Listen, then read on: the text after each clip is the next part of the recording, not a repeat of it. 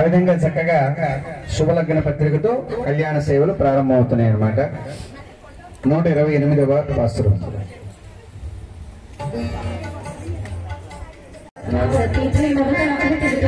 శుభమని ఎంతో ఆనందించి మంచి వార్తనే తెలిపావంటూ వైశాఖ శుద్ధ దశమి నాడు శుక్రవారము రోజులను దశరాజు సుఖయోగులకు లగ్న పత్రిక అందించి శుభమని ఎంతో సంతోషించి శేషాచలమే చేయనుగా మాత వందన విడుచు పాలు పళ్ళు మునికే పెట్టి ఎప్పుడు చిరునవ్వులతో లగ్న పత్రిక అందించే మాత సంతోషించి సమ్మతి పత్రం రాసించే. ఆ విధంగా శ్రీనివాసుని వద్దకు నారదముని వస్తున్నాడండి.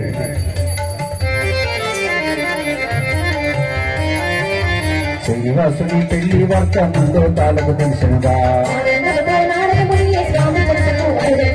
నారదమునికి నమస్కరించి శ్రీనివాసుడు ఇదిలా పలికే శ్రీనివాసుడే పలికిన తలుపులు నారదమునియే ఆలాగించి శ్రీనివాసుని పెళ్లి అనగా ముందు తాలకు పండుగ కావా నారదముని పలుకులు వింటూ శ్రీనివాసుడే ఆనందించి ఆ విధంగా నారదముని పిలువగా దేవతలంతా కూడా శేషాచలం వస్తున్నారండి. మీరంతా కూడా ఏ విధంగా స్వామి కళ్యాణానికి వచ్చారో ఆ విధంగా దేవతలందరూ కూడా శేషాచలం చేరుకుంటున్నారు. స్వామి ఆలతి శ్రీమదాల్చి నారదముని సంకల్పించగా దేవేంద్రుడిచ్చే కుబేరుడిచ్చే అగ్నివాయువులు వచ్చి శ్రీనివాసుడే ఎదురే వెళ్లి ఆదరముతో ఆహ్వానించి నారదముని ముందుకు వచ్చి సమస్యనంతము తెలిపినగా ఏ నిర్ణయం చేశారమ్మా? కుబేరుని వద్ద ధనము అప్పుగా తీసుకునడం. ఎందుకంటే స్వామి దగ్గర లక్ష్మీదేవి లేదు, అలిగి వెళ్లిపోయింది. ఆ సమయంలో మరి అంతటి శ్రీ మహావిష్ణువు కూడా అప్పు చేయాల్సి వచ్చింది. దేవతలందరూ కూడా ఒక నిర్ణయానికి వచ్చారనమాట. కుబేరుడి దగ్గర అప్పు తీసుకుందామని కుబేరుడిని పిలిపించారు. కాసుల మూటలతో వచ్చాడు స్వామి. అయ్యా, మరి తప్పకుండా నేను స్వామి కళ్యాణానికి అప్పిస్తాను, నాకు చాలా సంతోషమే, కానీ కలియుగం ఉన్నంత వరకు వడ్డీ కట్టాలని చెప్పేసి కోరాడు. మనమేం కోరుతున్నామమ్మా ఒకసారి చెప్పండి. నిత్య సంతోషం అనే వడ్డీ చదవండి ఒకసారి.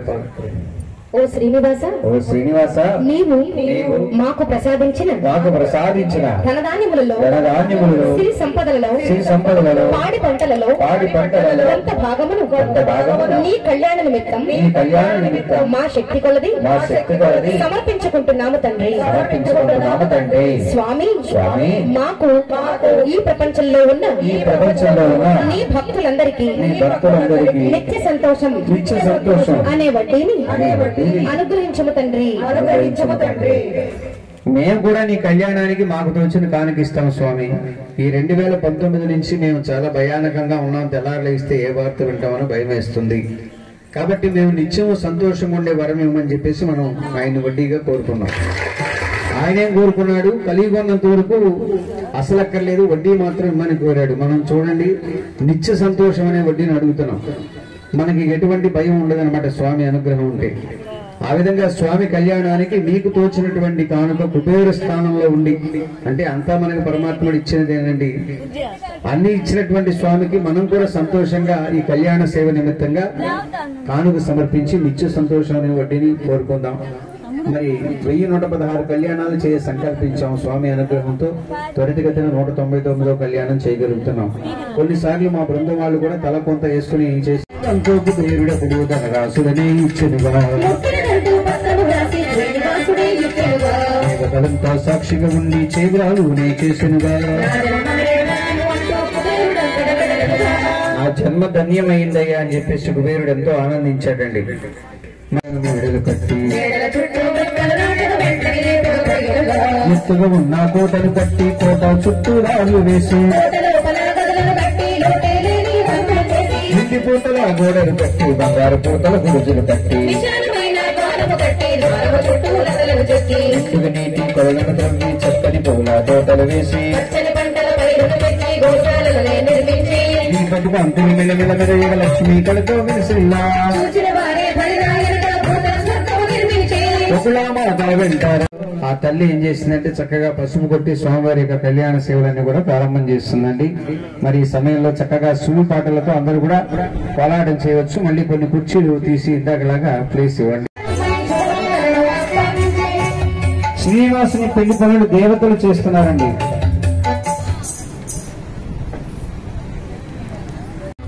దేవతలు 160 కొబ్బరి ఆకుల పందిరి వేసి మామిడి తోరణాలు కట్టినాడు. వరుణదేవుడే పన్నీరు చల్లగా వాయుదేవుడే గంధాలు రాయగా దేవేంద్రుడే ముందుకు వచ్చి పెళ్లి పెద్దగా నిలిచెనుగా. దేవుడే నడుము కట్టి వంటలు చేయవ సంకల్పించే దారులకి బంతులు వేసి బంగారు గచ్చాలు వరుసలు తెచ్చి దారులు ఊరులు చక్కగా చేసి లడ్డూ వడలు పెద్దలు చేసి పాకలు పట్టి అరసలు వండి నీటితో సున్ను గుండలు పట్టి అయ్యవారిని చక్కగా శ్రీనివాసుని పెళ్లి కుమారుని చేస్తున్నారండి. ఒక జంటతో పెళ్లి కుమారుని చేయించండి. అయ్యా ఒక జంటలు వేసి చక్కగా స్వామివారిని పెళ్లి కుమారుని చేయండి. ఏమేం చేస్తారో ఒకసారి చెప్పమ్మా. ముందుగా స్వామికి గంధము అలది కుంకుమ బొట్టును పెట్టండి. ఆ విధంగా చేయండి.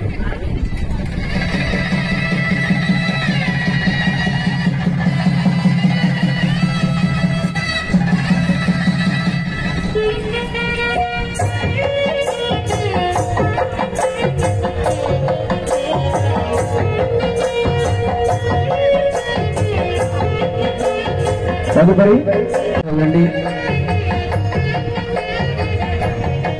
వింజామరతో వేయండి. అదిగో చక్కగా వింజామరం ఇస్తున్నారు. పెంటి కుమారుడిగా ముస్తాబైనటువంటి ఆ శ్రీనివాసుని చూసుకునేందుకు అద్దాన్ని చూపించండి. ఆ విధంగా చక్కగా అయ్యవారిని అంగరంగ వైభవంగా పెళ్లి కుమారుని చేశారు. రత్నపీఠము ఒకటి వేసి శ్రీనివాసుని కూర్చోబెట్టి మాత ఆనందంతో సుగంధ తైలం పలకే రాసే పురుషులు అన్ని కలిగిన తిండితో చదువుల తల్లి నలుగురు పెట్టే మొత్తని గుడ్డకు శరమును తుడిచి పట్టు పట్టను కట్టా పెట్టి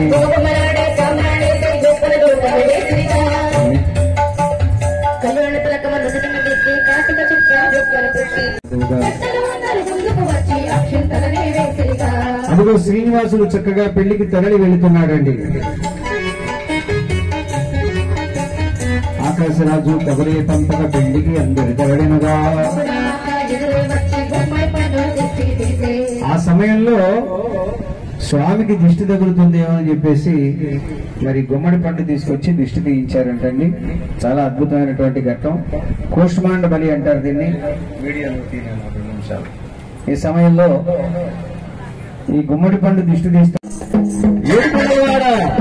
వెంకటరమణ గోవింద గోవింద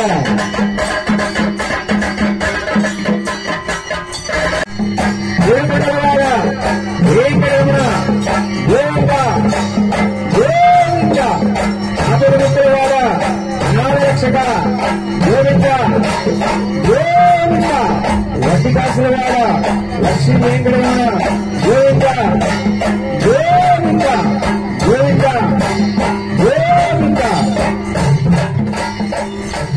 వాళ్ళ ఇంటికి కూడా తీయండి స్వామి. మనందరి దిష్టి దోషాలు తొలగాలని స్వామిని వేడుకుందాం. ఆ బిల్డింగ్ కూడా చక్కగా శివన ద్వారానికి దిష్టి తీసి ఎవరు తప్పని చోట రోడ్డు పక్కన మండూరులో బ్రాహ్మణ ఇంట్లో జరిపించారండి. మమ్మల్ని తీసుకెళ్లి కళ్యాణం.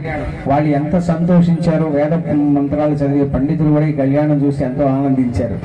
అలాగే ఈ మధ్య కొండపాటూరు అనేటువంటి గ్రామం తీసుకెళ్లి ఒక పెళ్లిలో చేయించారనమాట. పెళ్లిలో కూడా ఇలా పెట్టుకోవచ్చు అని వాళ్ళందరూ కూడా సంతోషించారు. ఇటీవల విజయవాడలో కూడా ఒక పెళ్లిలో ఆ పెళ్లి కావాల్సినటువంటి పెళ్లి కొడుకుని పెళ్లి కూతురు కూర్చోబెట్టి చేయించారు. ఎందుకంటే తెల్లవారుజాము 3 గంటలకు ముహూర్తం. ఈ లోపు చక్కగా వాళ్ళకి ఒక అంటే ఎంటర్టైన్మెంట్ ప్రోగ్రామ్స్ కాకుండా ఆధ్యాత్మిక ప్రోగ్రాం పెట్టించి చక్కగా జరిపించారనమాట. వారికి సభాముఖంగా ధన్యవాదాలు తెలియజేస్తున్నాం. వెంకట రామకృష్ణ టెంబరడిపో అనమాట, వజ్రావతమ్మ గారు ఆవిడ పేరు. ఆ స్వామివారి ఊరేగింపుకి ఒక చక్కటి పల్లకి కూడా చేయించి ఇచ్చారండి వారి డిపో తరఫు నుంచి. అలాగే కార్యక్రమం అయ్యాక మా భగవద్ బంధువులందరినీ కూడా వారి ఇంటికి ఆహ్వానించారు. తప్పకుండా వస్తామమ్మా. ఈ సమయంలో మీకు ఒకళ్ళ మాతగా మిమ్మల్ని మేము పూజించుకుంటూ నమస్కరించుకుంటూ చక్కగా కళ్యాణ సేవల్లో భాగంగా 177వ